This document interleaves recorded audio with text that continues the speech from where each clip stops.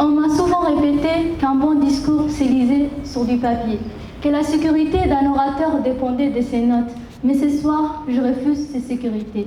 Ce soir, je décide de briser le barrière.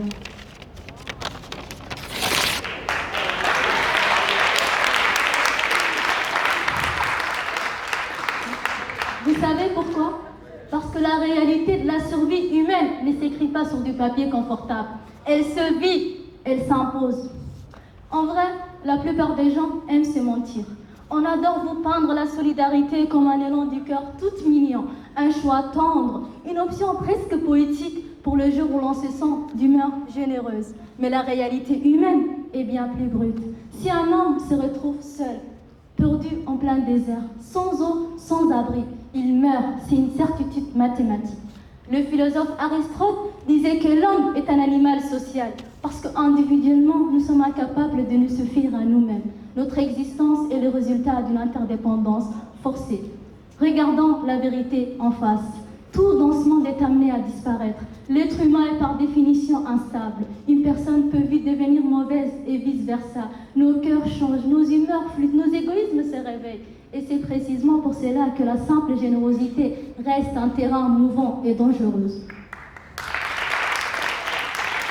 On ne peut pas bâtir la survie d'une société dans l'espoir que les hommes soient bienveillants le matin. S'il n'y a pas de contraintes, qui nous garantit? Qui sera présent lorsque nous aurons besoin d'aide? Personne. L'obligation n'est pas là pour blesser ou détruire la liberté. Elle est là pour nous rassurer. Elle nous rassure face aux faiblesses humaines. Regardez nos systèmes de santé ou nos caisses de sécurité nationale. Si l'assurance maladie ou la protection sociale reposait sur des dons bénévoles, nos hôpitaux fermeraient leurs portes de demain. Le droit importe la prévisibilité. Elle garantit à ceux qui n'ont rien que leur prise en charge et leur santé ne sera jamais remise aux humeurs de puissants. Désolée. Cette même rigueur juridique et protectrice, nous la retrouvons magnifiée au plus profond de notre spiritualité. La Zakat el-Fitr n'est pas une simple invitation à bonté. C'est une obligation stricte et millimétrée. C'est l'apport le plus noble de la foi. Élever la contrainte au rang de devoir sacré pour protéger la dignité humaine. Et heureusement que c'est une obligation. Soyons lucides. Si la religion avait dit « donnez si le cœur vous en dit », avec notre amour national pour la procrastination, la moitié d'entre nous se réveillerait le jour de la Eid à 11h du matin. En paniquant parce que le riz de pauvre est encore scellé dans la cuisine. Grâce à cette rigueur, grâce à cette contrainte religieuse, des milliers de familles en précarité reçoivent de quoi fêter dignement la Eid sans avoir besoin à mendier. La sagesse divine ne fait pas confiance à la bonne volonté fluctuante des hommes. Elle impose pour que chaque foyer, sans exception, soit protégé.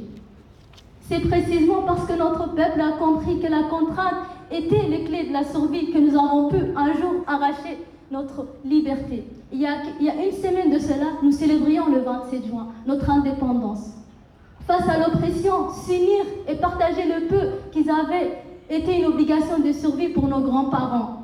Pensez-vous que le combattant de la liberté s'est demandé s'ils avaient envie de s'entraider sous les balles? Non. La solidarité réelle protège les gens. Les simples attentions ne nourrissent personne.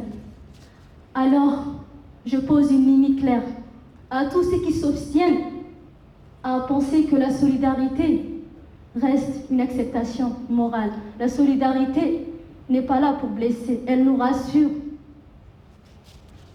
Maintenant, je pose une dernière question. Si nous réduisons l'entraide à un simple choix personnel, serons-nous capables de regarder dans les yeux le prochain voisin qui s'effondre en lui disant que sa dignité dépendait juste de notre bonne humeur?